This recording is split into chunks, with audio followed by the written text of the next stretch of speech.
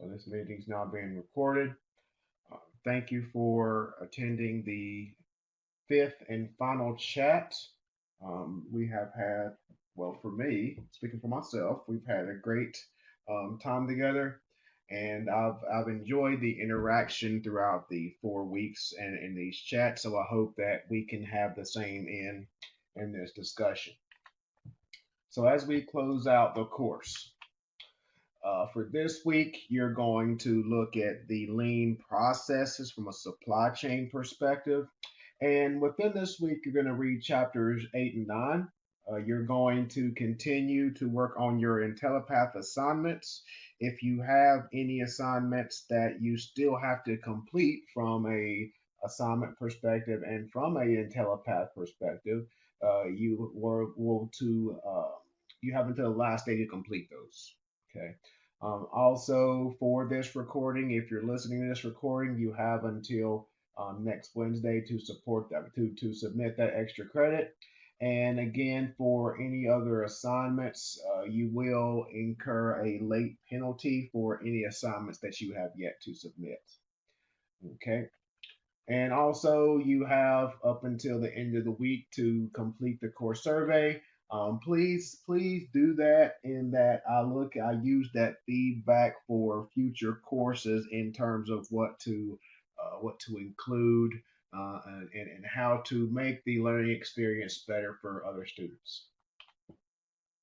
So for this week's assignments, you are to reflect back on everything that we've discussed in the previous weeks, whether it's the foundations of supply chain management, international supply chain management, supply chain strategy, key performance indicators, and the like.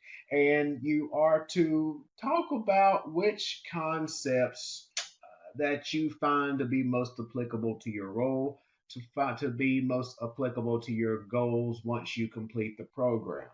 Okay. Also, I would like for you to reflect back on, what benefits it has just outside of the course content. What types of approaches are you able to transfer out of the work environment into the day-to-day environment? We're going to talk about lean processes today, and I've heard people, and I have myself, found ways to eliminate wasteful activities in my day-to-day life.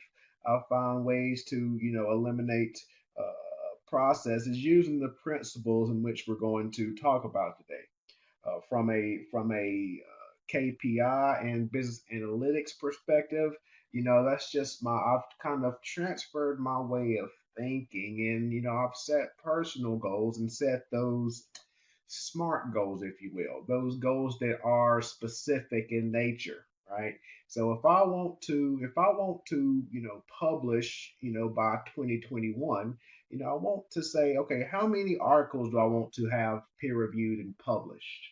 What level of journals do I want to publish in? So from a personal perspective, outside of my business environment, you look at the things that we have talked about, and you transfer them to your personal goals. Yeah, so Joseph, yeah, you use those SMART goals every single day. And one thing that I talk to students about is you know strive for stretch goals, right? Those goals that you think are unreachable. If you are striving to those goals, you will get pretty close to them, right? Without doing those stretch goals, you're kind of in a way being complacent in nature. I keep going back to I mean, it was always a goal of mine to do, TED Talks, and I wanted to do one by the end of 2019, right? So that was my stretch goal. I didn't think I could attain that, but I ended up doing 5 of them. So if I work toward that goal, you may get close to that goal, you may exceed that goal, right? And now, because of the relationships that I built in doing those talks, I am now organizing a talk in March of 2021. I am. So if you go to my LinkedIn profile, you will see an announcement was the day I posted an announcement today for one of the speakers. We have the student body president from MIT. We are talking with the student body president of Yale, and we have a team of students from Penn State that are using artificial intelligence to reduce illiteracy in Africa. Yeah, so we are the theme is the young, the undiscovered. So we are taking probably some of the most biggest thought leaders in higher education today, and we are bringing them together in Pennsylvania on one stage for 6 hours. So again, that was a goal of mine, and within 3 months, because I was working toward that goal, I exceeded the expectations. I exceeded the expectations by the caliber of speakers that we're going to have at this event. And it goes back to what are the takeaways from this course, that are going to be applicable and it's going to be meaningful to the goals that you have set for yourself. Um, and also, what approaches from this course will be applicable to your personal and professional lives as well. Again, anything else you would like to share is going to be a part of this assignment this week. So, as the second part of the assignment, I think that it's very meaningful to read through each one of your peers' submissions to say, what resonated with you? What can you learn from them? I would say that this is probably the most engaging assignment of the course in that we all have different backgrounds, we all have different experiences, and one's goals will kind of trigger your thought process. It's going to increase that collaboration among each other so that you can kind of use that as fuel to reassess your goals. I always say that you always want to strive for continuous improvement, which is one thing we're going to talk about tonight. So I always say to please continue to review everyone's submission so that you can look to see if it's beneficial to you. Okay. Any questions on this week's assignment?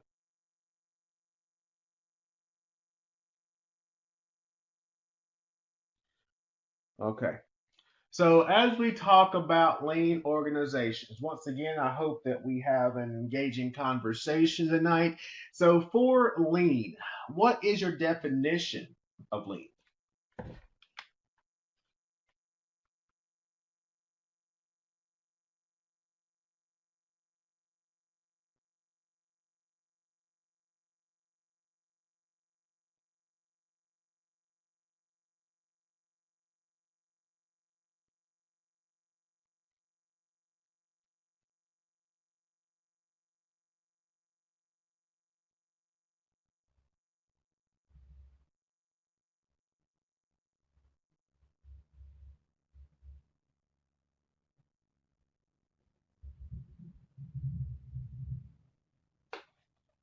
Yes, Lauren. So, waste reduction. Yes.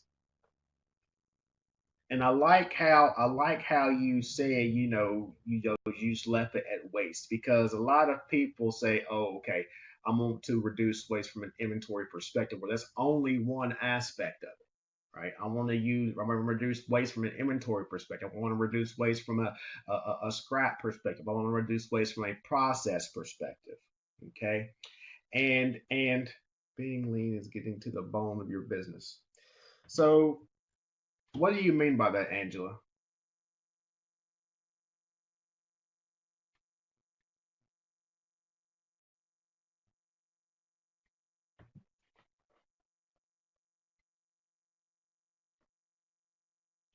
Because I think that whenever you say from what I'm understanding from this is that you're getting to the primary objectives, if you will, right? We want to understand what the goal is. We don't want to add fluff to the goal, So the primary objective for Lean is to essentially reduce waste, right? So what are our goals? What is the minimum to get to those goals, for example, right? So lean was so to provide some background, lean was born out of the Toyota production system. So within the course content this week, you're going to hear a lot of reference to TPS, or the Toyota production system, where Toyota was seeing a lot of unneeded processes in manufacturing a vehicle, for example, right? So they tried to develop a process to say, how do we reduce waste from a step by step perspective in producing a car? How do we reduce the level of inventory that we're holding for a particular car? And instead of depending on what we refer to as a push system, what we refer to as our forecast, where we are essentially guessing how much we're going to use, we're guessing how many cars we're going to produce, how many sub-assemblies we need. We are trusting the system, and we are using the system to tell us when we need to produce our cars. We're using the system to tell us when we need to order new product. We're using the system to tell us when we need to bring in more workers for an organization. So that is where the lean thinking was born. And to give you additional insight, lean was kind of brought to the U.S. by Jack Welch whenever he worked for GE. So Jack Welch is known as the CEO of the century. And Jack Welch is also known for firing about 100,000 people within GE during his time. Where Jack's philosophy was, if it does not produce value, it's gone, it's out, it's cut, right? So whenever you hear of lean within your organization, you will probably hear about Toyota, you will probably hear about GE, you will probably hear about Jack Welch, because he made lean mainstream from a process perspective, from a managerial perspective. Okay. So if we look at this slide here, it's the approach to create value through everything that we do. So the whole lean thinking concept is, whenever we do a process, we always ask ourselves, is this creating value for our customer? Right? Are we maximizing our efficiencies within the organization? Okay. So and in order to do that, we always have to reflect back, always have to pivot to say, okay, we established this process, but how can we make it better? One of Jack Welch's key mottos was find a better way every day. Yes, we improved this process last week, but how do we make it better? Right? Continuous improvement. Okay. So the building blocks of lean, as we said, was this lean production that goes back to that to the production system. It's also total quality management. We're going to get to that in more detail shortly, but the whole total quality management aspect comes into play, where quality is not just the quality department's responsibility, it's the organization's responsibility. And what I mean by that is that we look with every department within the organization to get their inputs into a product or service. We want to see, okay, what's finance's thoughts on this? What is engineering's thoughts on this? What's sales thoughts on this? So now we're collaborating to provide that most valuable product or solution for the organization that provides the highest level of value to the customer. Okay. And then the third component of lean is that respect for people. And I think that this is the most important part, in that without the people, there's no product. Without the people, there's no service. Without the people, there's no company. right? So you have to have that respect for people within the organization so that you can harness that creativity and innovation that will lead to those increased efficiencies, right? I.e., which is ultimately lean thinking. So let me see what the any questions, any comments while I'm going through the chat.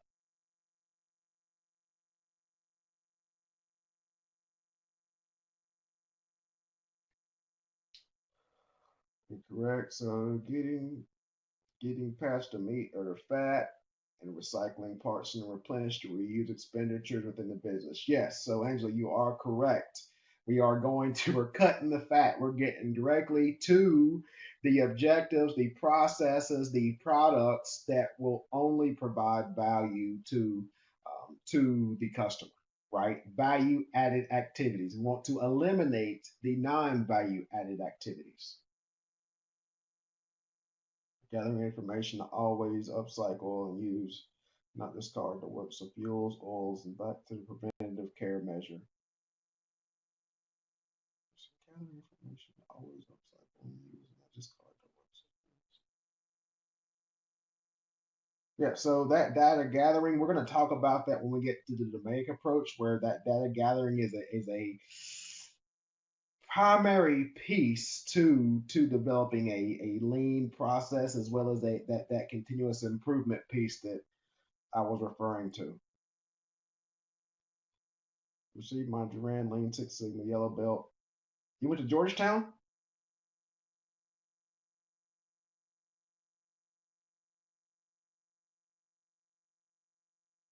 An unscheduled repair. Oh, okay, gotcha. Yeah, I'm actually creating the Masters in Supply Chain Management program at Georgetown right now. Unscheduled repair with fresh part. So yeah, so going on to that part. So if you go into LinkedIn, I just posted a webinar that we're doing in the supply chain program where we're collaborating with the cybersecurity program at the Georgetown Graduate School. So it's free. So if you go there, click the link within my LinkedIn profile, you can attend a free webinar within the Georgetown Supply Chain Program, which is kicking off in about 3 weeks. Very excited about that. Unscheduled repair with the fresh part that is not valued. So unscheduled repair. So let me talk about that for a second because that's something I just talked about a couple weeks ago. So within this preventative maintenance aspect, we are taking this lean thinking to another level.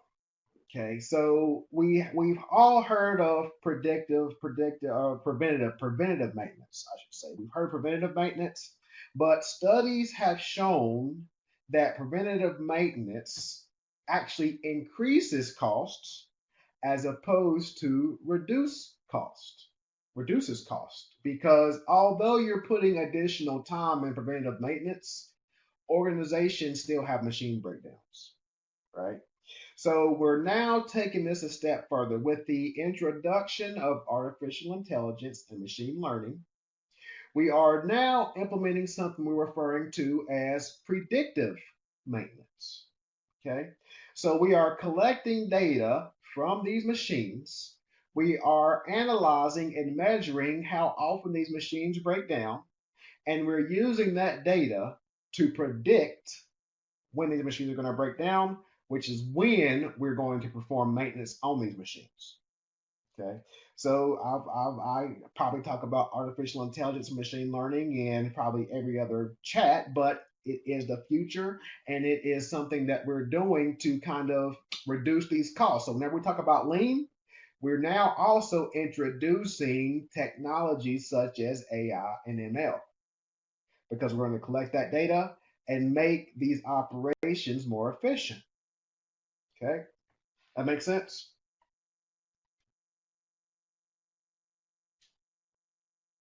Yeah, so large trucking is going to use artificial intelligence in Texas. Yes, absolutely.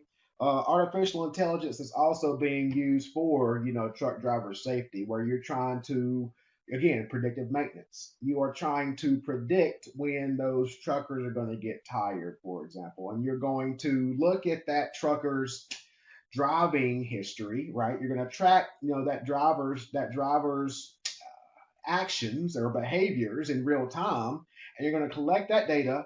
You're going to do what we call cluster that data, and you're going to predict or suggest when that truck driver should pull over and take a nap. Okay, so that is what we're doing in terms of artificial intelligence within the trucking industry, and companies are already using it. Look at Uber, Lyft. Uber and Lyft have been using artificial intelligence and machine learning for years. How do you think that peak pricing comes into play? Uber and Lyft have been collecting this data. They cluster this data, and they can see, okay, in Manhattan, these are the times where we have all these drivers. We're going to up the price. So that's just one example of how AI and ML are already being used today, and we're now transferring that to the supply chain industry. So going on to lean production. Again, we talked about lean production, the Toyota production system, and what that lean production concept is referring to is something that we talk about with just in time. And just in time, we talked about that pull production where we are relying on the system to give us signals or triggers and when we need to order products. And this just-in-time system. So I use the example of a two-bin system. A two-bin system is used a lot within the manufacturing industry, where I essentially will have, I don't know, a box of screws. I'll have two boxes of screws, and once that first box is used up, then that's my trigger or my signal that I need to order another box of screws. And then once I place that order from that trigger from this third replacement box of screws, as I'm using up that second box of screws, that third box shows up just in time, just when I need it. So that's essentially that just in time model where I am using triggers, using signals to tell me when it's time to order products, as opposed to me forecasting how many screws I need and then just having inventory stored and being not used, taking over inventory space. And in a to kind of validate this two-bin system point, I use, in the healthcare industry, we can use the same exact two-bin system for flu vaccines. So instead of me looking at my previous year's forecast during flu season and say, okay, I used 10 cases of flu vaccine last year. I'm going to buy 12 cases in October for the whole year, for the whole entire flu season, right? So I'm guessing that I'm going to use 12 cases. Let's just say hypothetically, that this is a mild flu season. Taking COVID out of it, this is a mild flu season. I only use 4 cases. Now I'm throwing away 8 cases of flu vaccines. That's tens of thousands of dollars I'm just throwing away. As opposed to me using a two-bin system for my flu vaccine. I have a two-bin system. Once that first case of flu needles are used up, that's my signal. I need to order another case, right? So now, worst case, once flu season is over, worst case, I'm only throwing out 1 case. Worst case scenario, right? So you can see I'm only writing off 1 cases versus 8 cases. And if I magnify that by an organization that carries thousands of items, that's millions of dollars. Okay. So that is that just in time model, and that's why organizations find a lot of value in that it reduces waste from an inventory perspective that saves them millions of dollars, and also it's going to save me inventory handling costs. So instead of me having a team of 40 people moving inventory, right, because I have thousands of items where I'm storing, I'm guessing on these thousands of items I'm going to use it. By me using the system signals to tell me when I need to buy it, I have cut that overhead. I've cut those number of workers probably to a tenth, right? And this whole lean system is not about eliminating jobs. It's about finding more value added roles for the organization. It's more about job enrichment for those workers, right? Because those workers will be leading to innovative ideas, right? So and I always talk about this with artificial intelligence. We are not going to be eliminating jobs with artificial intelligence. We are going to make those jobs and roles for those current employees easier.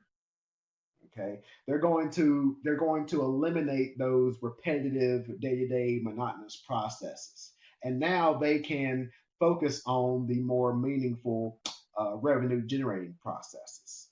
And it's the same thing with lean, because we have eliminated wasteful activities. Now they can focus on more profitable activities for the organization.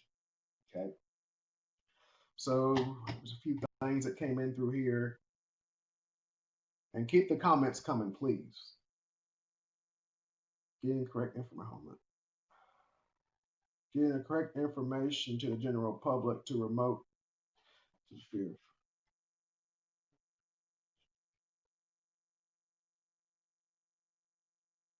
Yes, so correct information to the product. That is true. So again, to that point, this whole artificial intelligence concept is also important in that you're not relying on individuals creating those reports, and those reports. We don't know the validity of those reports. In that, okay, I want my company to look at this. I'm gonna modify this report.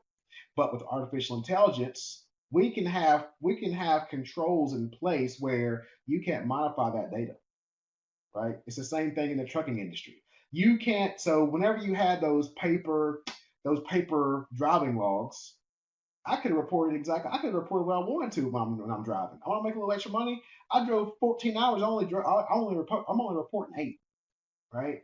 But now with this artificial intelligence, now we're getting real time data fed into our systems to tell me exactly how many hours I drove, if there's any kind of issues, any kind of erratic driving or things like that. So that's where this technology is going to be very important, and that's where again it goes back to lean thinking, right? I'm eliminating wasteful activities. I'm eliminating those paper driving logs, right?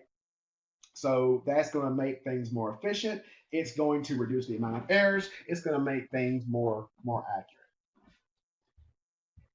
Oh, any good CR system will track. Yeah, any CR system will track your low side. That is correct. CRM's going that goes back into those metrics and KPIs.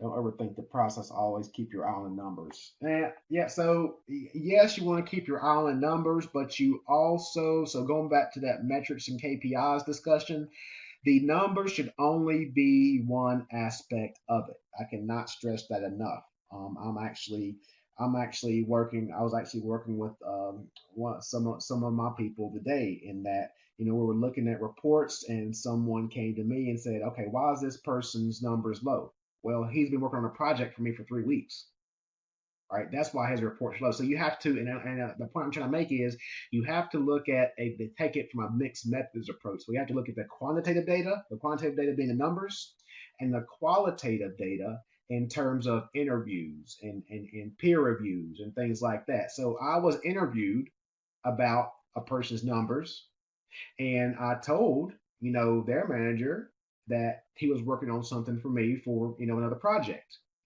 So that kind of justifies those low numbers, right? He's working on an internal project.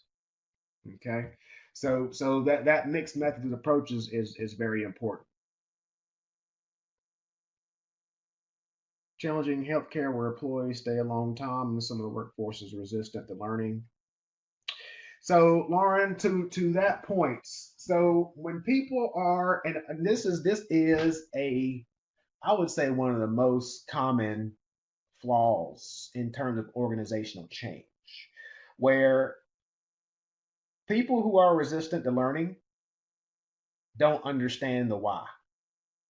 And I always say to leaders, you have to tell them the why.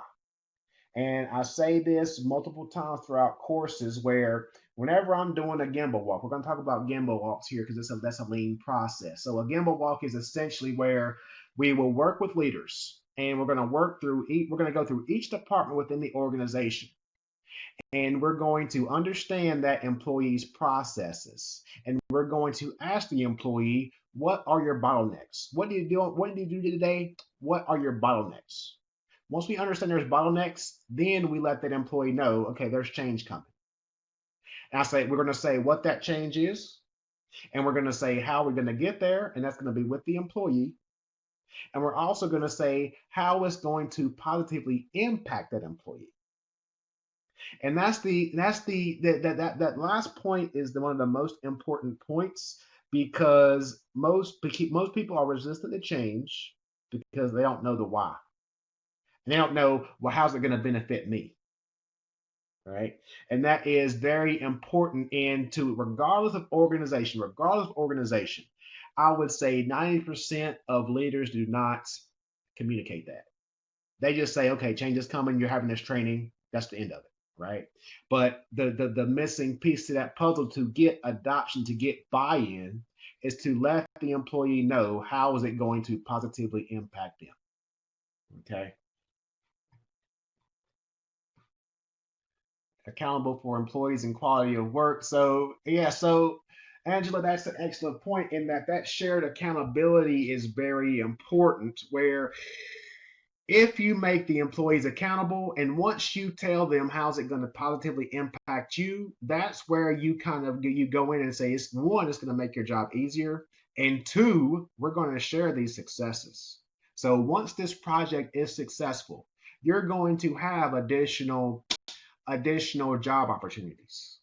We're going to have a profit sharing for a particular initiative. Like, so if we have a sales department and we are implementing Salesforce, for example, our CRM application, if we see a 10%, I don't know, 10% increase in close rates, we can work with leaders to say, if we see an increase, we're going to share these profits with the employees. And now you're incentivizing adoption. Some people aren't fans of that, but I am, because if you incentivize, it's a win-win. It's a win-win. So that incentivizing is an approach that I've used. I've had people to say, well, whenever you try to incentivize, employees try to game the system, and then once they receive that bonus, then they stop trying. Right? I've not seen that. I don't say this to the person who had made the comment, but you haven't. You're just assuming. It's assumptions. You haven't lived it. You haven't implemented it. I have, and that's the difference. So and that's why I see success. I've had successes in that, and that's why I find benefits in that incentivizing change. Because you're right, there's going to be people who are resistant to change. But if you, again, I cannot stress this enough, if you show how they can benefit from it, how it's going to make their lives easier, you're going to get buy-in.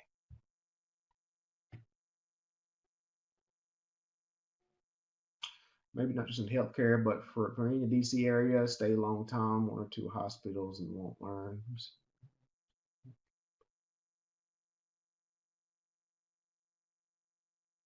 Hospitals and won't learn. Yeah, I get, and that's another thing. That's another conversation. I mean, this does go into that respect for people, in that you're going to have people that are in a hospital for 20 years, for example, right? Have a nurse in the hospital for 20 years. I'm going to bring in a new system. I'm going to bring in Salesforce. I'm going to bring in Epic. I'm going to bring in an ERP system.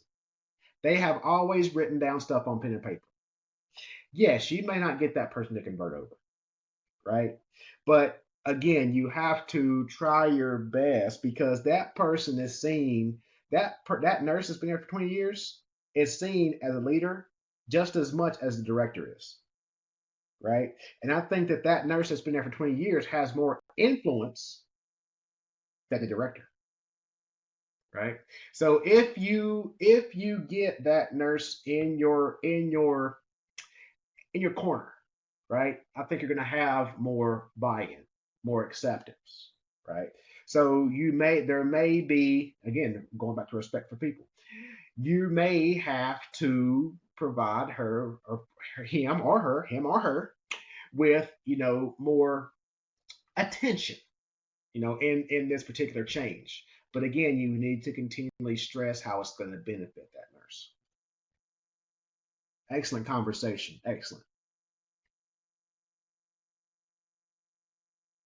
Every business shares a common ground. Absolutely.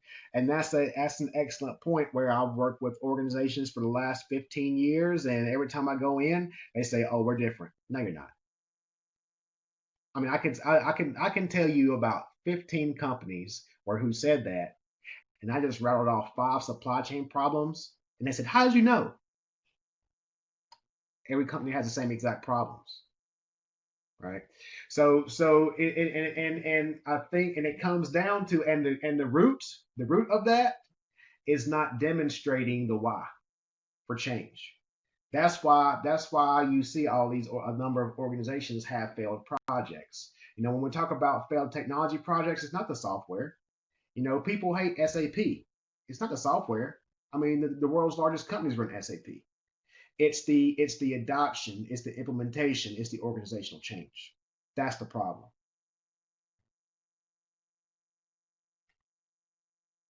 Symptoms are often awesome, but you have to mold the crew. You have a molded crew. You are correct, and but the thing here is that organizational change, and within these programs. So once you get into an MBA program, that is the premise of, I would say, 60% of what you learn in the MBA program. It is that influence, it is that organizational change, it is that empowerment. So that's why you go through those different leadership competencies, those different leadership theories and approaches, right? So, are you going to be a transformational leader? Are you going to be a transactional leader? Are you going to be a servant leader? It depends on the organization. It depends on the industry. It depends on the culture.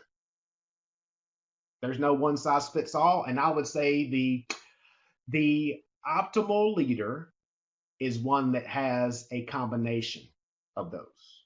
So, for example, Amazon. The leaders of Amazon have to have some type of transactional leadership competency. Otherwise, Amazon wouldn't be the largest company in the world. You have to sell product to keep the doors open, right? Now, in other organizations, you need to have a transformational leadership competency where you don't need as much transactional leadership competencies. So again, it depends on the culture, it depends on the organization, it depends on the industry, it depends on the company's mission.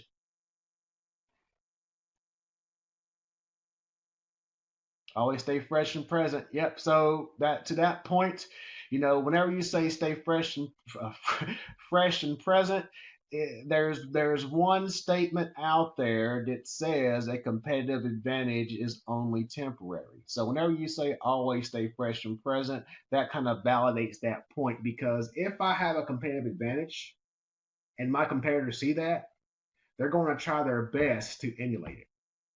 Look at Uber and Lyft. You know, Lyft seen Uber was successful in the car sharing industry. Well, now here comes Lyft, right? And you've seen a number of different car sharing or applications that try to mimic that. So that competitive advantage is only temporary, and you're always going to have someone that's going to try to get a little piece of the pie.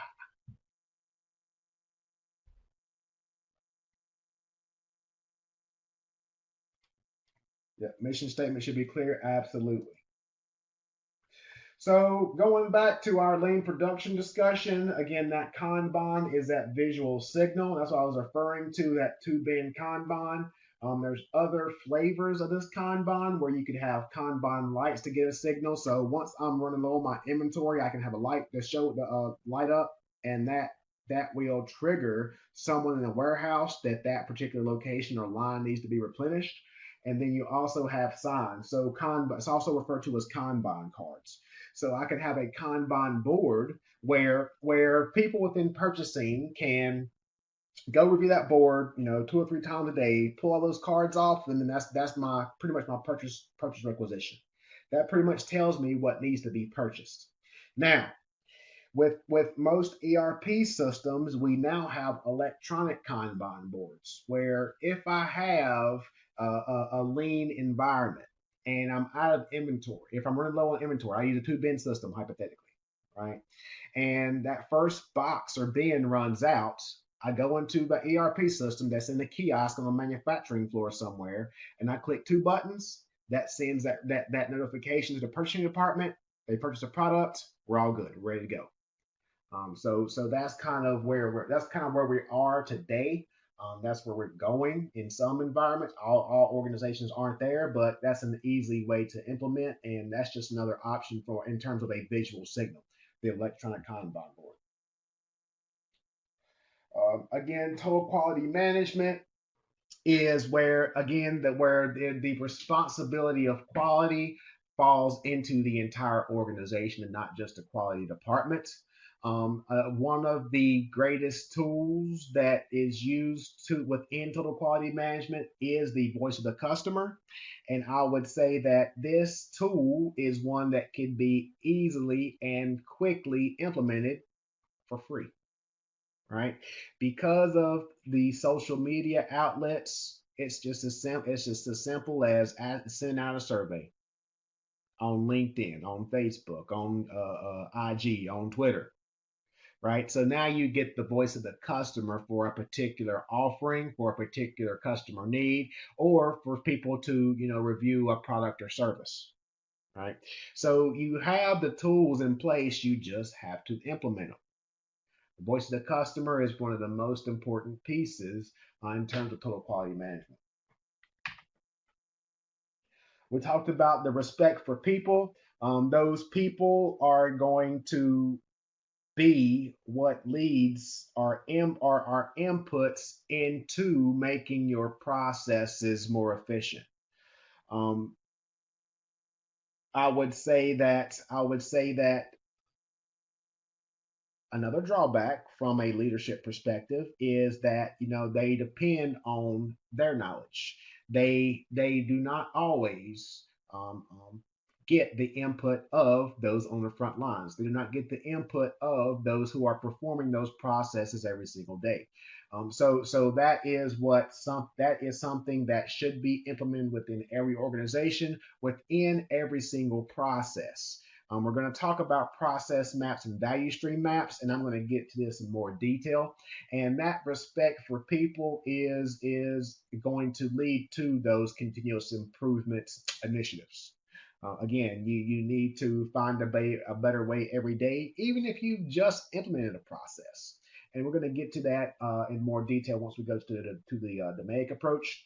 And another thing that's important for the respect for people are the quality circles. So whenever we refer to quality circles, this is where you kind of have a interdepartmental group, interdisciplinary group, right? And the perfect example I use for this is that if I have a quality circle of engineers, I won't get anything done because they're always going to analyze, overanalyze, analysis paralysis, right?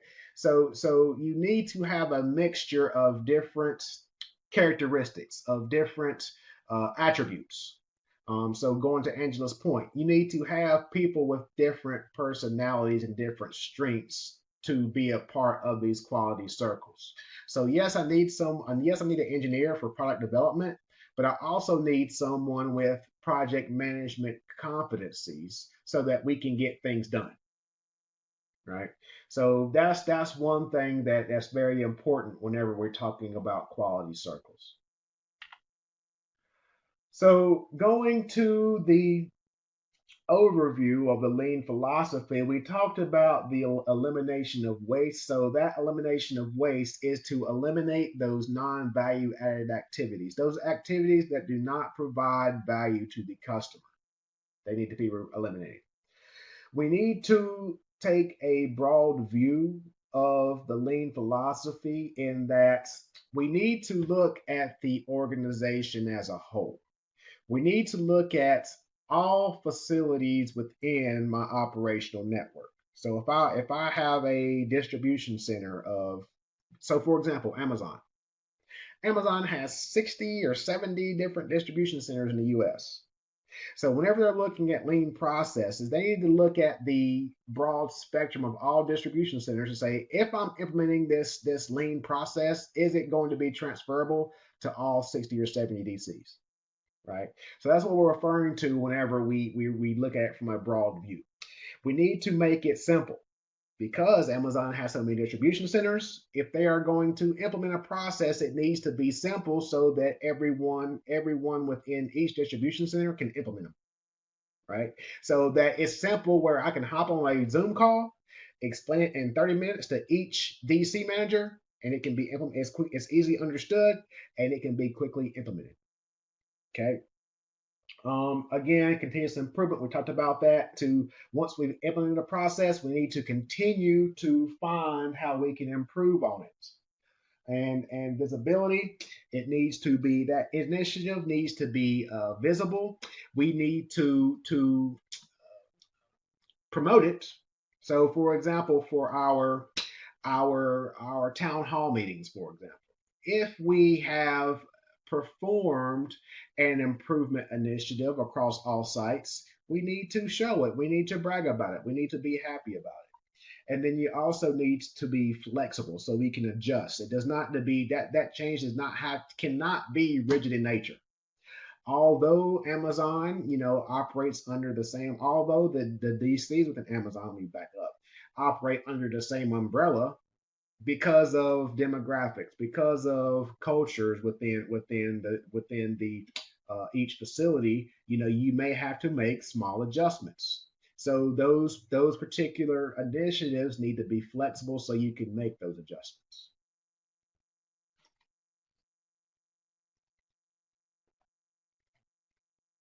Yep, don't forget out of the box thinkers.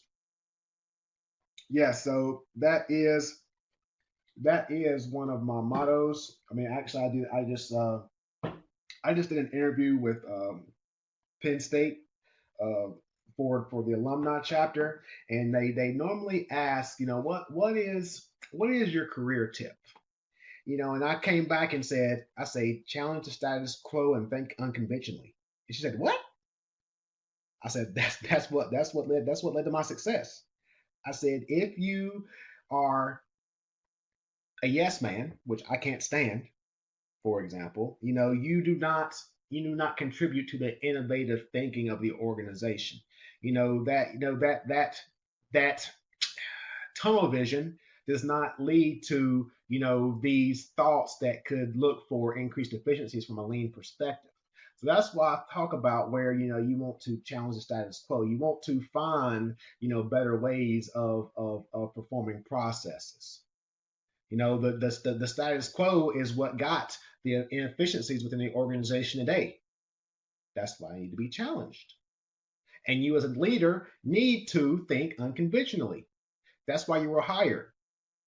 If we didn't want unconventional thinking, you wouldn't be hired. The same guy would still be in that position. You're there for a reason. So that's what I mean by, you need to think unconventionally, because this conventional thinking is what is going to lead to a MySpace, for example. That's what led MySpace to its demise, that conventional thinking. When Facebook came onto the scene, they wanted to stay within their mindset. They wanted to have that tunnel vision, and Facebook took over. Right? That's a perfect example because people my age can relate to that. I don't, some of you may not even heard MySpace, but MySpace was the largest company in the world, and the largest companies in the world. and now Timberlake owns it. So let's talk about whenever you have the lean philosophy, need to be flexible, needs to be high level, needs to be simplistic, and you need to strive for continuous improvement.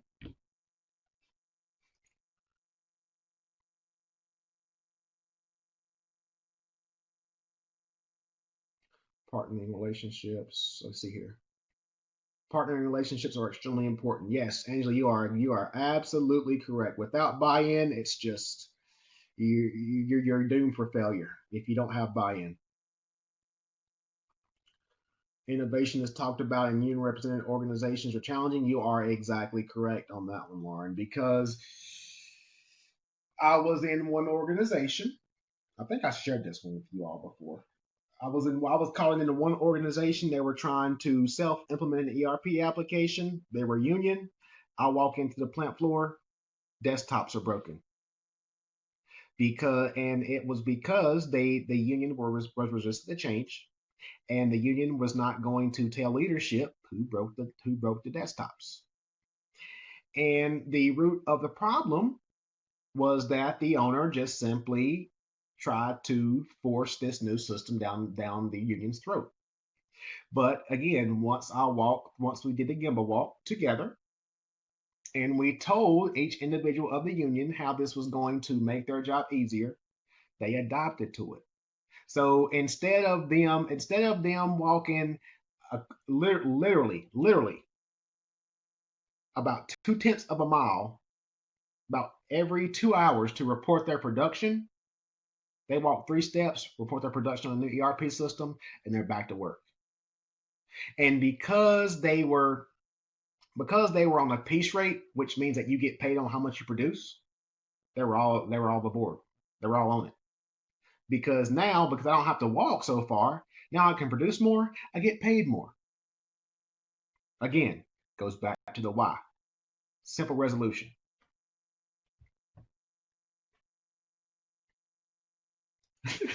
MySpace was awesome. All right, so we talked about the push versus pull system. Man, we're running late.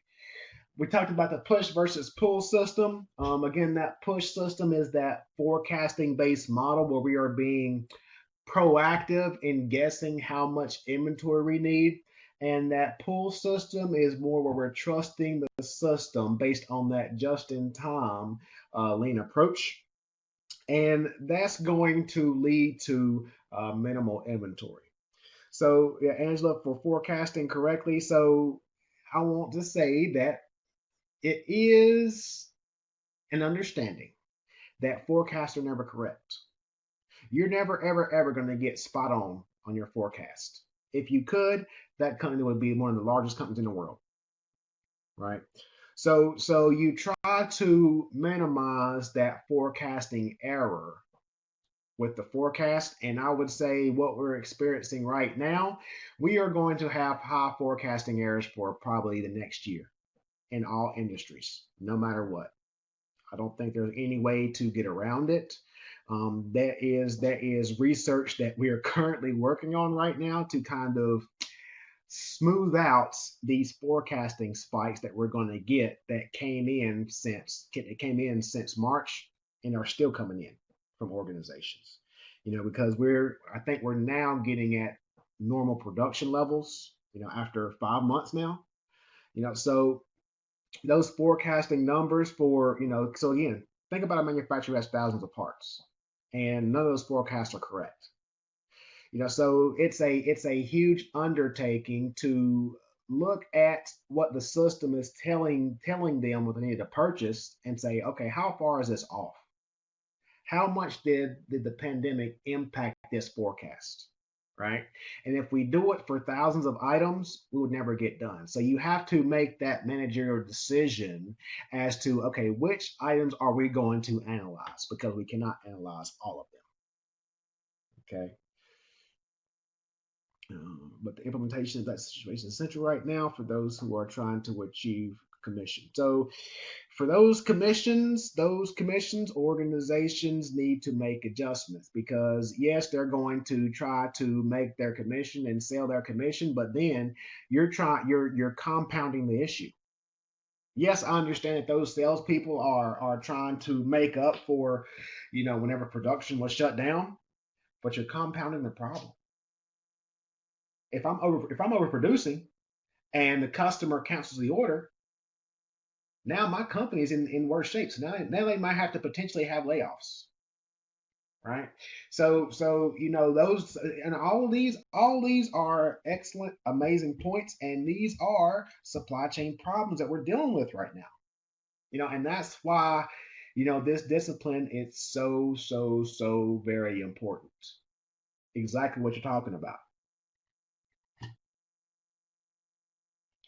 So we talked about the elimination of waste, and waste. That term waste is not just for inventory; it's for process, transportation, move, defects, and overproduction.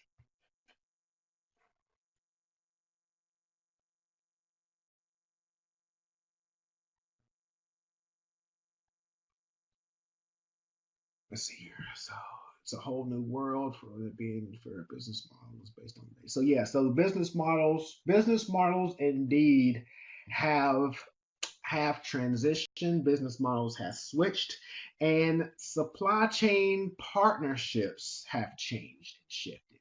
Um, I said in a previous discussion where there was one survey where I think between 50 and 60% of supply chain managers said that they're moving their supply chain network more within the U.S. as opposed to China.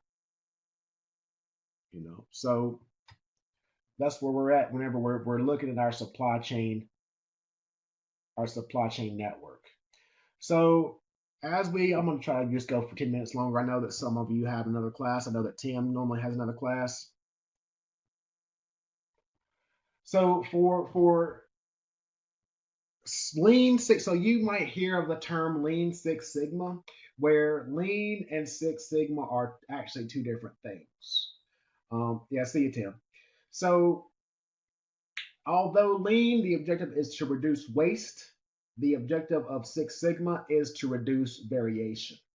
Okay, so we want to reduce variation from a process perspective. So if it takes me 2 hours one time to perform something and an hour and 30 minutes to produce the same exact task the next time, we have a problem. Okay, so Six Sigma uses statistical approaches to kind of reduce that variation from that 2 hour time limit, that 2 hour process to an hour and 30 minutes, and try to kind of make it more aligned. So one of my favorite tools is the DMAIC approach. So DMAIC stands for define, measure, analyze, improve, and control. And I like to use a healthcare example. I use this healthcare example I like it a lot. So I've kind of made it better as time has went on. So if I'm looking at a DMAIC approach for an emergency room, if I define what the problem is, I first have to map out. So I'll do a process map. We're going to get the process maps. I'm trying to combine it because we're running out of time. I'm going to do a process map where I'm going to lay out each step of the process. So my first step is that the patient checks in with the receptionist, right? Second step is that patient will get triaged where they are asked what their symptoms are, get their weight, their blood pressure, and things like that. Once they get their weight and blood pressure, then they sit in the waiting room. Once they sit in the waiting room, then they get taken to the back where they sit for maybe an hour for the doctor to come in. Once the doctor comes in, he diagnoses the patient, and then the patient gets discharged. So if we look at this, we can say the define is that we think that the bottleneck is that the patient is waiting an hour for the doctor. Okay. And in order to validate that, we have to measure that. So now we have to measure 10 patients. And are all of these 10 patients indeed waiting an hour for the doctor? Okay. Once we have collected that data, we now have to analyze that data. And once we've done the analysis, we say, oh man, it's taking an hour and 10 minutes to wait for the doctor. So then once we have validated that, now we're going to look to improve upon that process. And we can do that by interviewing doctors, nurses, patients, and a number of people. So once we have identified the proposed solutions, then we could just say that, okay, our solution is, okay, bring in another doctor. Or we could say, okay, we can have the nurse look at a knowledge base to have similar symptoms, which can be done through artificial intelligence, and find a list of proposed diagnosis that the doctor can review and approve. And once we have put those in place, then we can control it. So now that we have that new process in place, now we can say, okay, is it improving our patient wait time? Okay, we reduced it. We reduced it to 45 minutes. Okay, that's an improvement. Now let's strive for continuous improvement. Now let's get down to 30 minutes. Now let's get down to 20 minutes. And it is a iterative process in that we need to continuously look to reduce that number. Okay, and that is essentially the DMAIC approach. Telemedicine has seriously benefited our family. Yep. So telemedicine, yep, that is a big part. I actually have one student in the master's program that they actually started a telehealth program, a telehealth company for the pandemic, and are doing very well. I'm actually working with them on developing artificial intelligence algorithms, so that they can indeed do what exactly what I just said, develop a knowledge base, for symptoms, so that it can have their owner, which is a doctor, to kind of have a list, a kind of a checklist to use to kind of become more efficient and more accurate in diagnosing patients. So, although you could say that it's a benefit out of the pandemic where it's creating new opportunities, this the situation we're in right now has kind of created brand new industries. You know, so yeah, Angela, without exposure, absolutely. So I think that the reliance on technology will actually be beneficial moving forward, because there's new use cases that have emerged, and those use cases are transferable to different industries. Okay, so I'm going to use one more slide here. Let me see here. So we talked about process mapping. And one thing I forgot to mention with process mapping is that whenever you do a process map, it's for one process and it's not for the entire organization. Okay. So again, a process from the emergency room, from check-in to discharge, right? It's not the process for the entire hospital.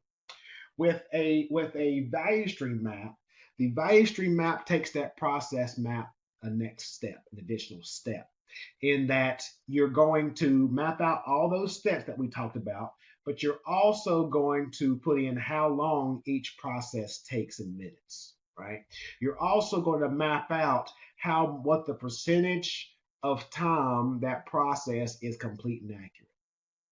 Okay, and whenever you do that, now you're able to easily identify what your bottlenecks are within that process. Where talking through it, you may not be able to see that. It may not be as obvious as our previous example was, right? So you might have to put those times down on paper. You may have to interview a number of different people within the organization to understand how long it takes for a process to complete.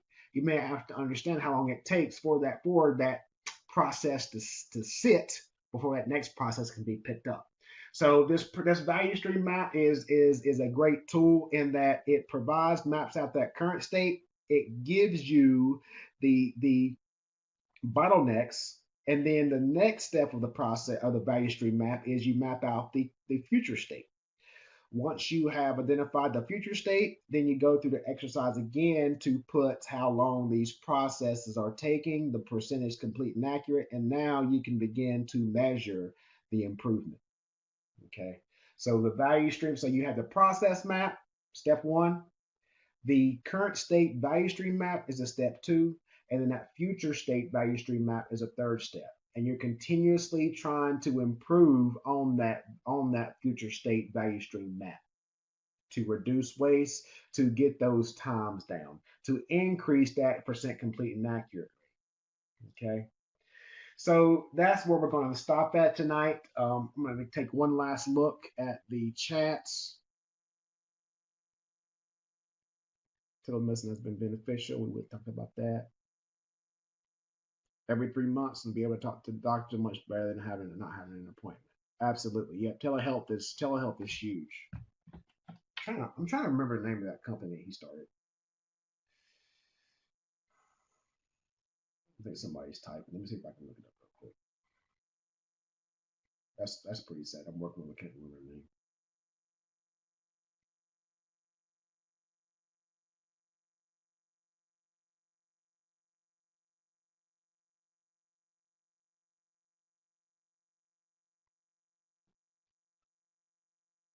Life in general has been a huge adjustment. Absolutely, it's been an adjustment.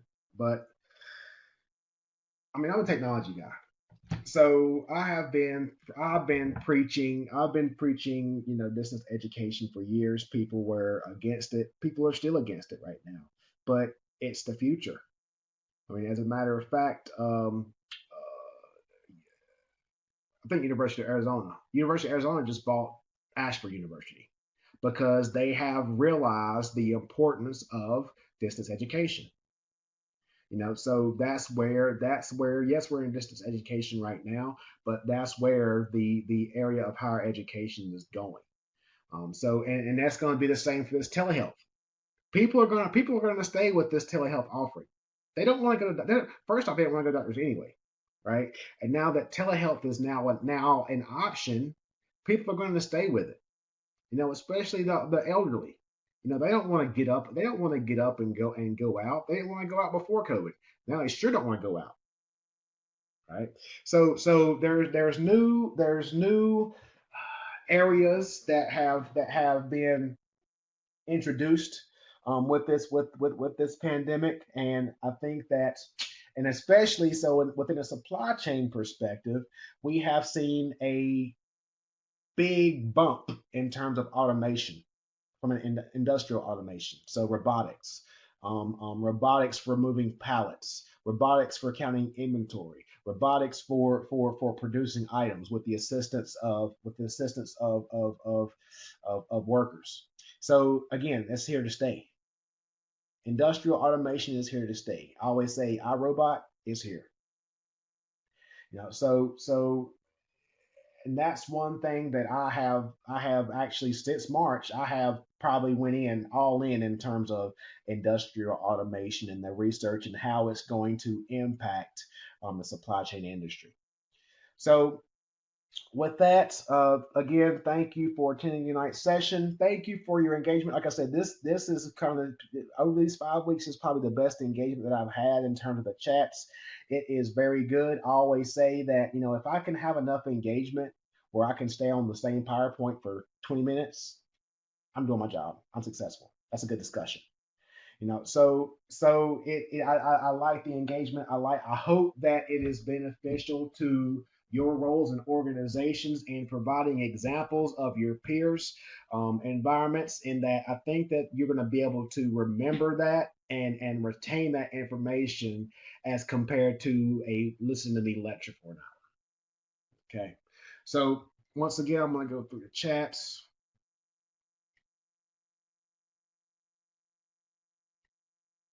Stephanie, that's fine. That's fine. We talked last night, so you're good.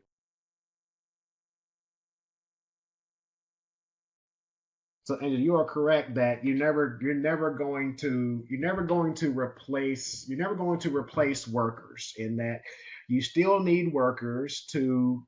So with machine learning, for example, someone needs to develop those algorithms. Someone needs to develop those use cases, right? Programmers don't know all the use cases that a worker has to do. Programmers aren't going to know all the use cases for so we're talking about robot process automation, RPA, and business process automation, BPA. Business process automation, think about invoicing, think about cutting purchase orders. So those people who have done that for years and years and years have to tell the programmers, okay, this is one use case that has to get done. This is one scenario that has to happen. This is another scenario that has to happen. Okay, whenever the pricing's not wrong, what's a robot going to do? So you have all of those things. The robot is just a tool. It's not going to take over a job. Okay, so and I don't think it's ever going to get there. I could be wrong, but I don't think it's not going to get there in our lifetime. I'll put it that way. I'll put it that way. But I mean, we're very early into the process. It's just now picking up. Artificial intelligence has been around since the 50s. Robotic process automation has been around since the 50s. Robots have not been introduced into manufacturing until the 80s, right? So we're talking 40 years ago. We were talking about we're introduced to this stuff, and we still haven't perfected it yet. So we have a long way to go. And I think that the biggest risk for so I'm writing a textbook for the University of Germany on industrial automation, and my biggest fear, which is the biggest part of the book, is cybersecurity. So once we bring in all of these different robots from different vendors doing different processes, how are they going to integrate? If they don't talk to each other, now someone can go and hack one of these robots, and now we have a problem. Right. So I think that's the next step in this whole industrial automation and robotics discussion. So Lauren, I'm glad it transferred, and that's my goal, to make it transferable. Juan, I'm glad you yep, haven't seen them yet, Stephanie. It's pretty nasty out.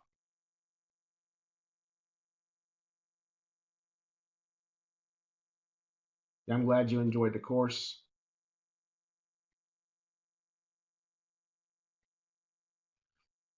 All right, so yeah, I'm glad this has been beneficial. I'm going to send out my information within the assignment feedback. But whenever you get a chance, go on LinkedIn, connect with me, and that I'm like daily. I'm posting stuff in terms of supply chain management, in terms of especially now in higher education. But and also I have a number of podcasts coming up with a number of thought leaders within the industry. So if this supply chain management discipline is something that you're interested in, like I said, reach out, connect with me on LinkedIn, and also connect with me on LinkedIn and connect with TEDx PSU Wilkes-Barre, WILKESBARRE. It's also on my LinkedIn profile. Connect with it, follow it, because we're going to have a huge lineup. And that TED Talk is something, and I'm very, very, very excited about that. And if you have any questions, reach out to me, and I will still be talking to you on the discussion board. Thanks, and have a great night.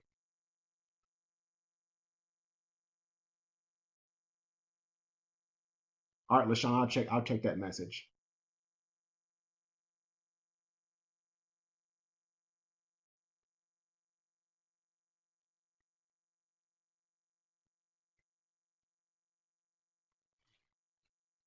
You're welcome, Stephanie. I'll ping you next time. I'll ping you whenever the weather's better. Stay safe because the hurricane's getting pretty crazy.